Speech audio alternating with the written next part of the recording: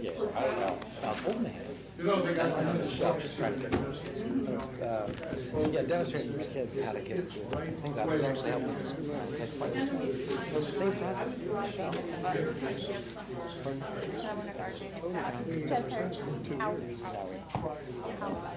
At the very least, it wasn't a hammer going on the phone. That's yeah, that always happens.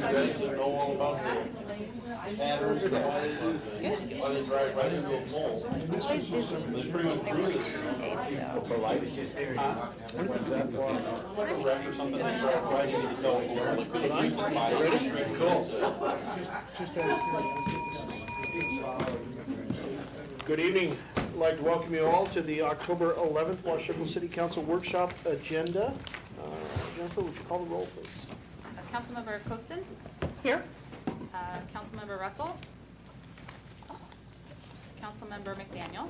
Here. Councilmember Delavar? Councilmember Shoemaker?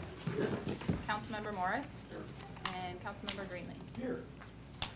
I did speak with Councilmember Russell earlier today, and he asked to be excused. He could be here this evening. With that, we're going to scramble the agenda just a little bit tonight to facilitate some folks who are actually on the clock and on an hourly rate. So I'm going to let some folks get a presentation taken care of sooner than later. Trevor, do you want to lead us into this one? Yes. I'd like to introduce Karen Johnson with FCS Group and Samantha Hollard. We've been working with FCS over the last 18 months. In 2010, we did have an approved rate increase for the water and sewer utilities. At that point, stormwater was not part of the analysis. So we've had multiple work sessions and conference calls with FCS Group, and that's why they're here tonight to share that analysis with us and open it up for questions after the presentation. So, thanks. Okay. All right, thank you. I probably have about 30 minutes of presentation materials, and we'll just kind of get quickly started through there. First, going through what the scope elements are of the study is looking at a financial policies review, and that's where we're looking at the appropriate levels of cash reserves in each utility. Looking at the revenue requirement analysis, and that's where we determine what the system-wide revenue needs are for each of the utilities, water, sewer, and storm. And then a cost of service analysis, that looks at the actual equity between the customer classes on your system. The rate structure evaluation looks at then equity within your customer classes. And then the system development charges, those are your one-time charges imposed on your new growth that promotes equity between your existing and future customers. And then, of course, meetings and documentations throughout the study process. So the first thing that we'll be looking at is the financial policies overview. These are policies that are considered best management practices to promote the financial integrity and sustainability of the utilities over time and help ensure sustainability of essential utility services. They're also commonly reviewed by your bond or loan underwriters in looking at the creditworthiness for going out for revenue bond issues or other types of loans. The policies that we looked at include operating reserves, capital reserves, system reinvestment funding, or often termed depreciation funding, the use of the system development charges revenues, debt coverage, and debt management. So the intent is for this fiscal policy evaluation is to provide you with a documented policy framework that would guide you not only in the current rate study process, but for use in budgeting and rate updates over time. It also includes any kind of phase-in strategies necessary to mitigate the near-term rate increases.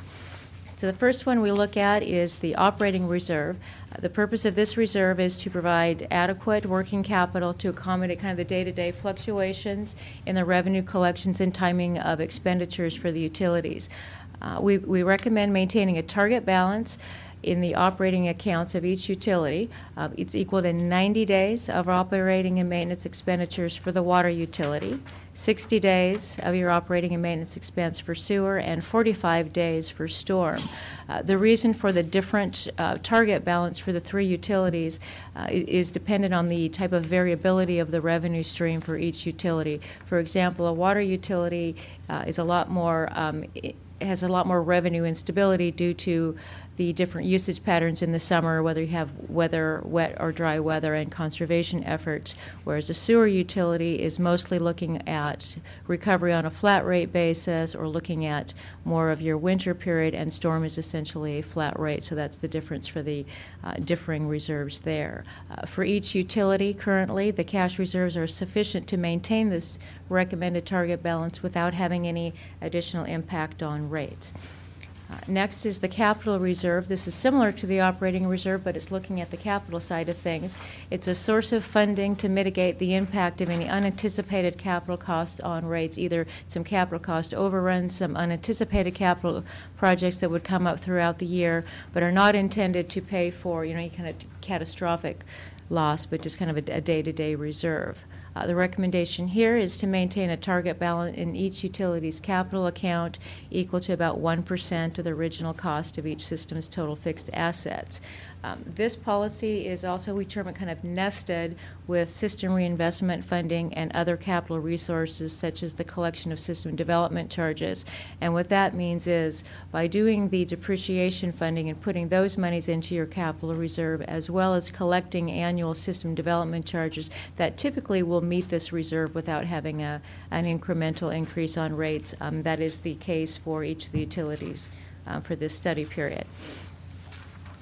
System reinvestment funding, again, this is often referred to as depreciation funding. The purpose of this policy is to ensure ongoing system integrity through continual reinvestment in the system as the infrastructure ages. It also charges customers commensurate with the consumption of their facility useful lives and helps to maintain rate stability over time. The recommended policy is to fund from rates an amount equal to annual depreciation expense each year, net of annual debt principal payments for each utility. So essentially you're saying you're funding depreciation, but first you're using those funds to pay off any debt principal that's owed, with any remaining going into the capital fund to help pay capital projects. We took a look at each utility and what the rate increase needs would be over the next 5 years, and developed a phased-in strategy based on, again, need as well as affordability. So the water utility, we phased in this policy over 5 years in 20% increments, reaching 100% by the end of the study period. For sewer, we phased in over 10 years in 10% increments because there was a large amount more debt issuance required in the sewer utility.